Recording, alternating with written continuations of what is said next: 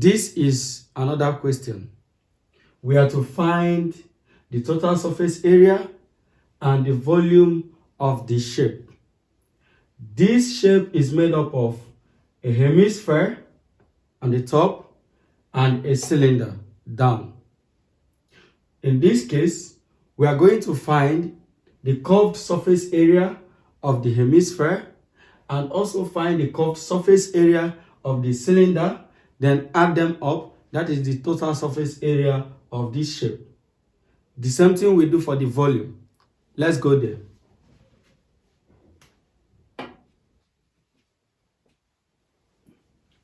First, we find the curved surface area of the hemisphere,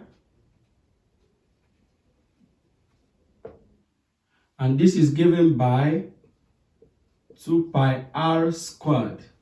You know, the curved surface area of a sphere is 4 pi r squared.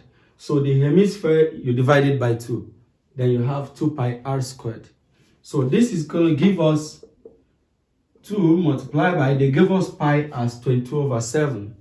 So we have 22 over 7 multiplied by r. What is the r?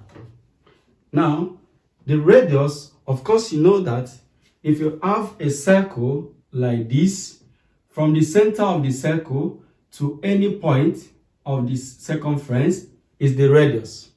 Yeah. Now, having noted this, if you also have half of this circle like this, maybe you have something like this, from the center of the circle to any part of this circle, even to the down part, is still the radius. Just imagine a football. A football, from the center of the football to any part of the football is the radius of that football.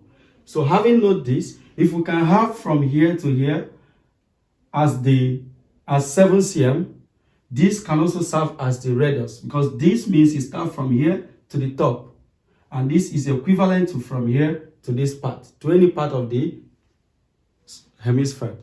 So therefore, we're going to have the radius as 7 squared. So, and this is going to give us 308 cm squared. That is the curved surface area of the hemisphere. Now let's find the curved surface area of the cylinder.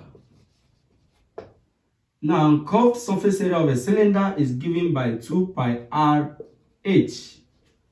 That is the formula for curved surface area of a cylinder.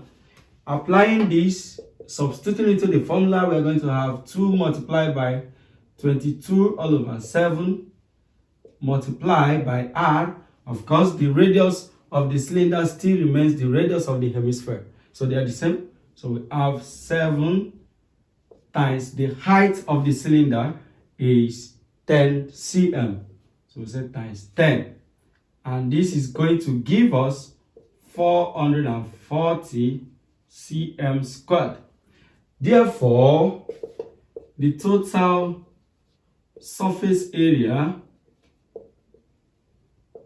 of the shape is equal to the curved surface area of the hemisphere, which is 308 cm squared, plus the curved surface area of the cylinder, which is 440 cm squared. And this is going to give us 748 cm squared. That is the total surface area of this hemisphere. Now, to get the volume, so this is A and this is B. The volume of the shape is equal to volume of the hemisphere plus the volume of the cylinder. So let's get the volume of the hemisphere. And volume of the hemisphere is given by 2 all over 3 pi r cubed. That is the volume of a hemisphere. When you multiply this by 2, it gives you the volume of a sphere. So we're going to have 2 all over 3 times pi is 22 over 7 times radius. Radius remains the same, 7 cube. When you multiply this through, you're going to have 718.67 cm cube. That is the volume of the hemisphere. Now the next is the volume of the cylinder.